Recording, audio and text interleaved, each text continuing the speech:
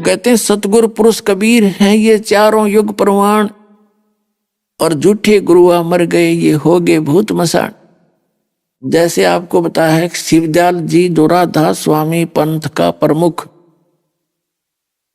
जब तक उसके पुण्य चले तो ठीक ठाक शरीर भी रहा, उसके वचन से कुछ एक को लाभ भी होता दिखा, लेकिन हो रहा था उसके अपने संस्कार से लग रहा था जैसे शिवदयाल जी से हो रहा। अंत में वो शिवदयाल भूत बन गया, क्योंकि उसकी साधना 500 नाम काल के जानो, वो 500 नाम काल के जाप करे था और हठ योग किया करता जो किसी संत ने नहीं की, जो जिनको परमात्मा मिले, जिस कारण से वो भूत बना। तो उसका प्रमाण दे रहे हैं गरीबदास जी के सतगुरु पुरुष कबीर हैं, सतगुरु भी हैं और पुरुष माने परमात्मा भी हैं ये कबीर जी, क्योंकि ये भगवान भी हैं और यहाँ आकर सच्चा ज्ञान वो भगवान एज ए गुरु देता है, एक टीचर की तरह, एक कवि की तरह घूमता फिरता है। तो सतगुरु पुरुष कबीर हैं चारों युग प्रमाण, और झूठे गुरु मर गए वो बन गए भूत मसान।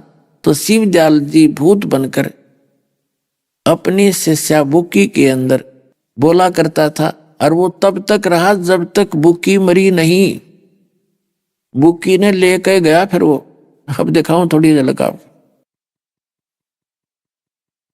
ये है जीवन चरित्र स्वामी जी महाराज का। इसके लेखक हैं लाला प्रताप सिंह सेठ उर्फ चाचा जी साहब। ये श्री शिवदयाल जी के छोटे भाई थे प्रताप सिंह जी। प्रकाशक हैं राधा स्वामी ट्रस्ट, स्वामी बाग आगरा।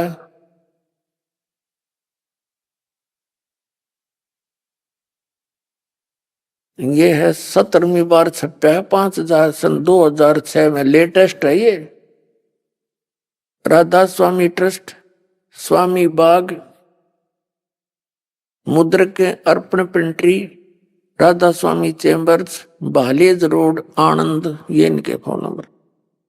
ये है वो श्री शिवदयाल जी राधा स्वामी पंथ के प्रवर्तक। कर लो दर्शन। परम पुरुष पूर्ण धनी हजूर स्वामी जी महाराज। आप इसका क्या बताते हैं, आपको दिखाते हैं इसके 28 पृष्ठ पे।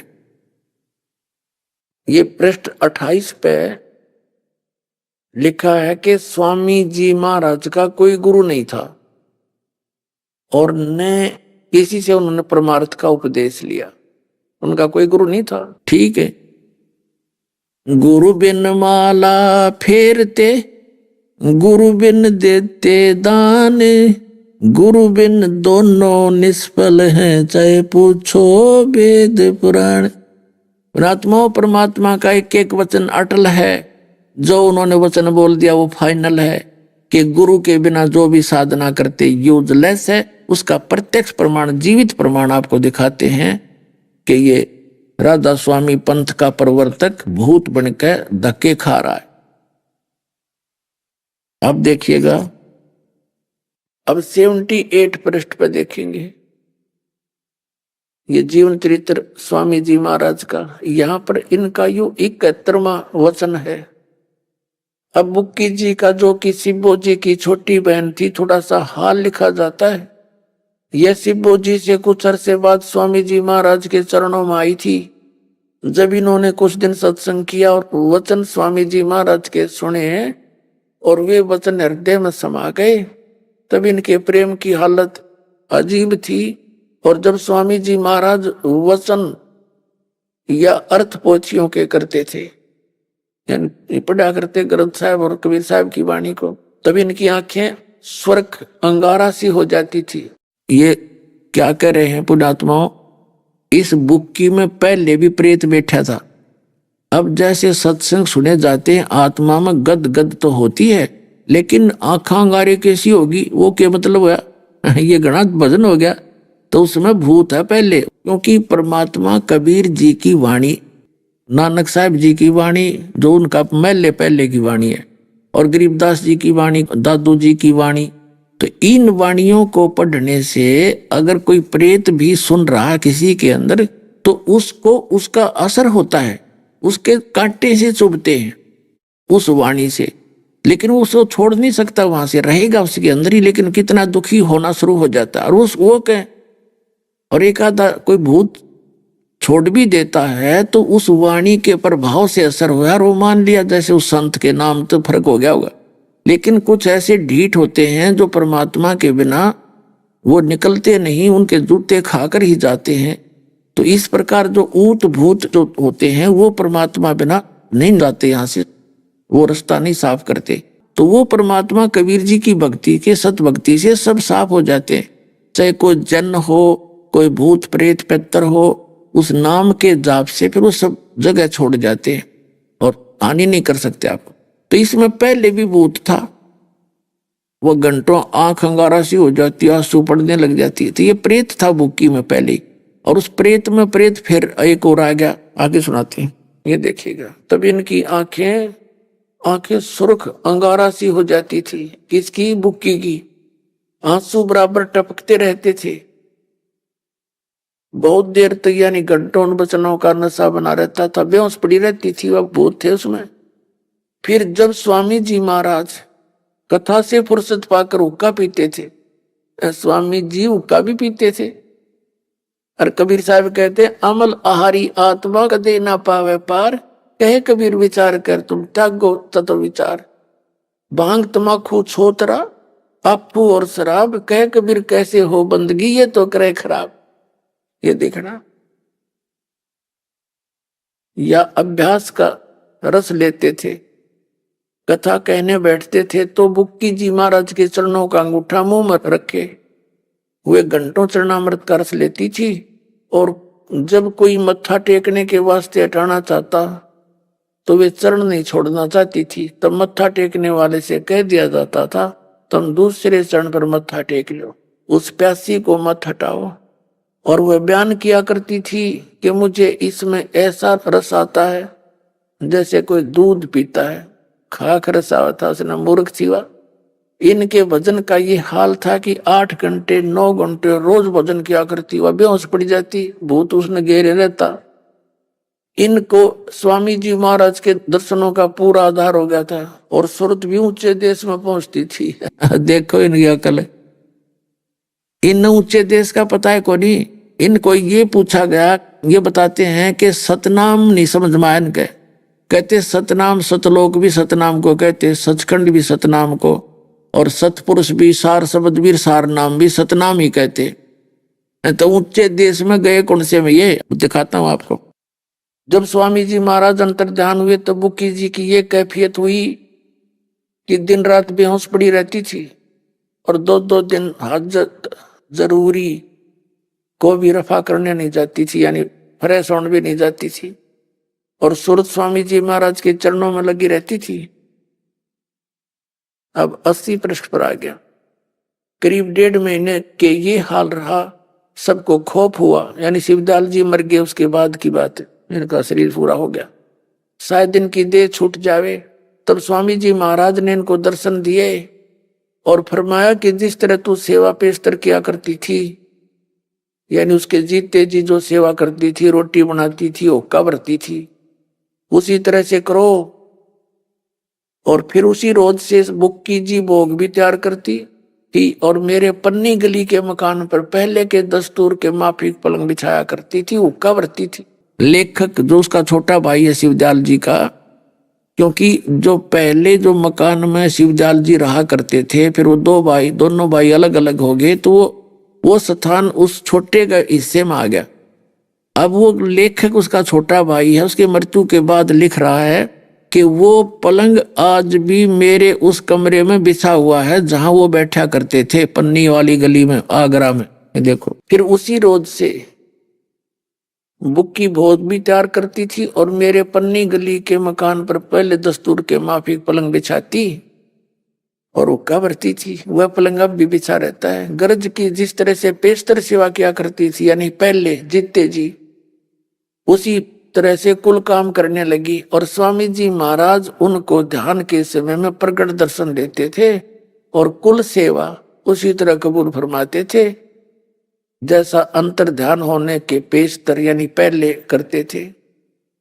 और बुक्की जी को महाराज उनके आखिरी दम तक प्रकट रहे, वह मरी इतना उस समय रहा भूत। अब ये दास सुनाओगे अंग्रेजी आपका समझ बनाओ इनकी कि दास ने समझिया खूब। ये क्या कहना चाह रहा है कि जब बुक्की जी बेहोश पड़ी रही और कुछ दिन के बाद, क्योंकि ऊपर बकल उतर के शिवजाल का तपस्या पर डाले जाते हैं, ये 13वीं क्यों मनाई जाती है कि 13 दिन तक इस प्राणी का पता नहीं ये कहाँ रहता है। ये सभी के इतिहास से बाहर की बात है, परमात्मा ने बताई। ये वहां लाइन लग जाती है इनकी, कोल्ड स्टोरेज में जमा कर दिए जाते हैं, 1 लाख रोज निकाले जाते हैं, तपस्या पर भूने जाते हैं। 13 दिन में ये सारी प्रक्रिया से घूम कर धर्मराज के पास जाकर अपने पूर्व जो भी इसके संस्कार थे वहां से जो लेखा होता है, गधा बनना गधे की योनि में, कुत्ता बनना कुत्ते की योनि में, भूत बनना भूत की योनि में, उसको प्राप्त होकर ये तुरंत फिर वहीं आ जाता जहां आशा ता बासा होई, मन कर्म वचन सुमरियो सोई। तो ये भूत बनकर आ गया और इसने फिर बुक्की में बोला कि ओका भरो और मेरा खाना तैयार करो। अब कहते फिर उसी तरह बुक्की प्रतिदिन ओका भी भरती और खाना तैयार करती और उस पन्नी वाले मकान की, पन्नी गली वाले मकान के में जो पलंग था उसका ऊपर बैठ के बुक्की रोटी खाती और फिर ओका पीती। पहले वो ओका भी ना पिया करती, फिर ओका पीने लगी क्योंकि वो भूत आ गया उसमें। वो शिवदयाल जी, अब फिर सुनाता हूं। बुक्की जी को महाराज जी उनके आखिरी दम तक प्रकट रहे, उसका माया रहे भूत। यहां तक कि जिस किसी को जब कोई बात स्वामी जी महाराज से अर्ज करनी होती थी तो बुक्की जी के जरिए से दरख्वास्त कर दिया करते थे। बुक्की जी में इंटरनेट लग गया फिर। हे भगवान,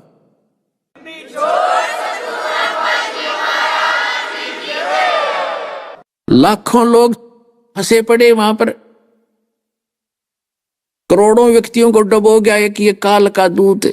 और भोली आत्मा आंख नीचे बैठे, अब भी नहीं मानती, इतना प्रमाण दिखा दिया कि विष पान कर रहे हो, विष पान कर रहे हो, जीवन नाश हो रहा है।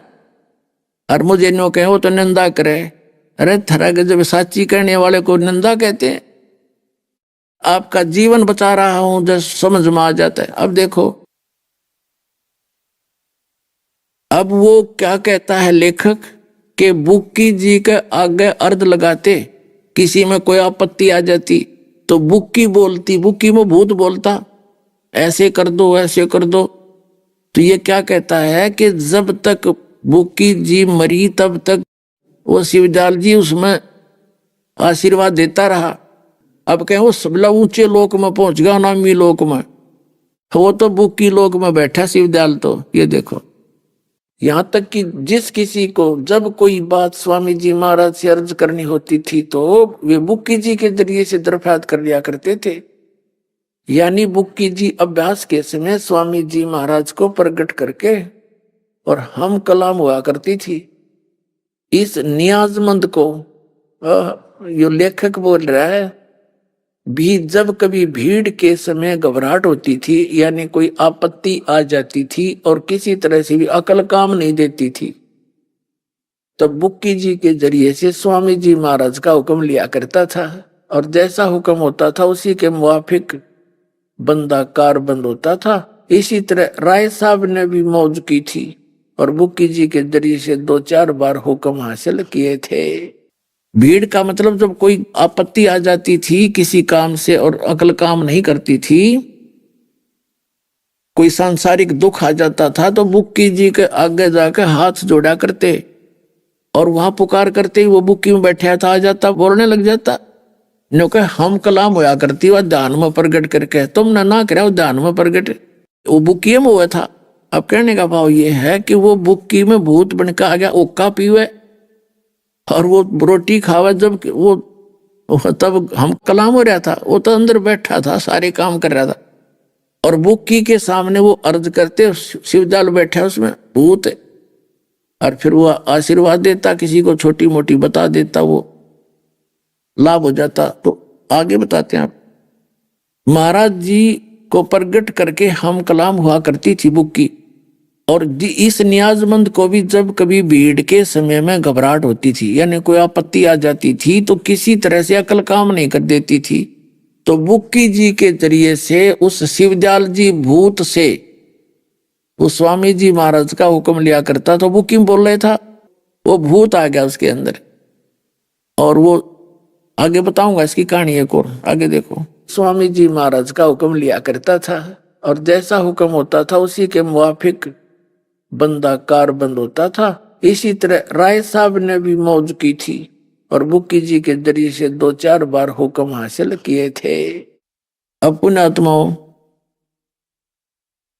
शिवदयाल जी भूत बनकर अपनी शिष्या बुक्की में बोल रहा है और कहते हैं राय साहब ने भी उसी के माध्यम से, राय साहब दादा अंडी पाक रहा था, उसने तो सालग्राम ने नारापन चलाया था और वो भी उसका आगे हाथ जोड़ के खड़ा है, तो इनकी साधना निल थी। और बुक्की के अंदर वो भूत बोल रहा था। एक भगत बतावा था, वो कह रहा था जी मेरा चाचा जो था वो राधा स्वामी पंथ से जुड़ा हुआ था और हुक्का तो इनका दादा लाई, हुक्का बीड़ी कोई आंट नहीं, कोई पियो स्वयं ना पियो कोई बात नहीं, बाकी प्रतिबंध नहीं है इनके लिए। तो हुक्का पिया करता था और चूरमे का ज्यादा लाड़ा था, वो चूरमा ज्यादा पसंद था उसको, फेवरेट था उसका। 2.5 घंटे सुबह 2-2.5 घंटे शाम तक शाम को बैठा करता था, यूं बिल्कुल टस से मस नहीं होता था, ऊपर चद्दर डाल लेता था। मरने के बाद वो अपने लड़के की बहू में, अपनी पुत्र वधू में आ गया और उसमें बोल रहा है कभी का चूरमा बनाओ, बीड़ी पियाओ। पहले वह बीड़ी भी नहीं पिया करती, वो बीड़ी पीने लग गया वो चाचा उसमें प्रवेश करके। और फिर छोटा मोटा कई बार उसने ऐसा भी हमारे को आने वाली आपत्ति की पूर्व जानकारी भी दे दी। 1-2 ऐसी घटना भी हमारी घटी जो उसके ने कहा वो सच्ची होगी और हमें कुछ बचाव बना, लेकिन वो एक आधी घटना बता दी, बाकी दुख गणा दिया करता। वो उसकी पुत्र वधू काम नहीं करती, बेहोश पड़ी रहती, उठते चूरमा बना लेती, बीड़ी पीने लग जाती, दिन में कई बीड़ी पी जाती। तो किसी को दिखाया, उसने बताया कि इसमें भूत बैठा हो थारा चाचा। और वो फिर सब जगह दिखाया उन्होंने, कोई राहत मिली नहीं, क्योंकि ये ऊत भूत होते हैं, ऊत भूत ये सब के सूत में नहीं आते, ये पूर्ण परमात्मा के सामने सीधे होते हैं। गरीबदास जी कहते हैं सतगुरु जो चावै सो कर ही, 14 कोट दूत जम डर ही, ऊत भूत जम त्रास निवारे और चित्रगुप्त के कागज पाड़े। वो सतगुरु होता है। वो कह रहे थे जी फिर हम यहाँ लाए आपके पास, उसने नाम लिया। उसके बाद वो चाचा पीछा छोड़ा उसको अपने पुत्र वधू का। अब वह सुख का सांस ले रही है, ठीक ठाक अपना काम करे। चाचा का पता नहीं कहाँ गया, वहां बाढ़ में जाओ चाचा के गाड़ना हो हमने। तो पुण्यात्माओं, ये दशा शिवदयाल जी की हुई और कितने जीवों को डबो कर चला गया। बिना विवेक भेक जो धारे, सोब करते हैं सो भी, बिना ज्ञान के भक्ति करना भी इस जीवन को नाश करना है। तो दास जो आपको दिशा देना चाहता था कि गरीबदास जी कहते हैं सतगुरु संगत छोड़ के चाहे लाख वर्ष जप कीन, इंद्री कर्म ना मोक्ष हुए फिर काल के आधीन। तो पुण्यात्माओं, आपका सौभाग्य है कि आप जी को यह सत मार्ग मिला और भक्ति सही मिली। इस पर दृढ़ता से लग जाओ, ज्ञान को समझो, किसी के कहने सुनने से भ्रमित मत हो और फिर ऐसे अटल हो जाओ, टस से मस नहीं होना। आजीवन अपने बच्चों को भी लगाओ और अपना कल्याण करवाओ। बोलो सतगुरुदेव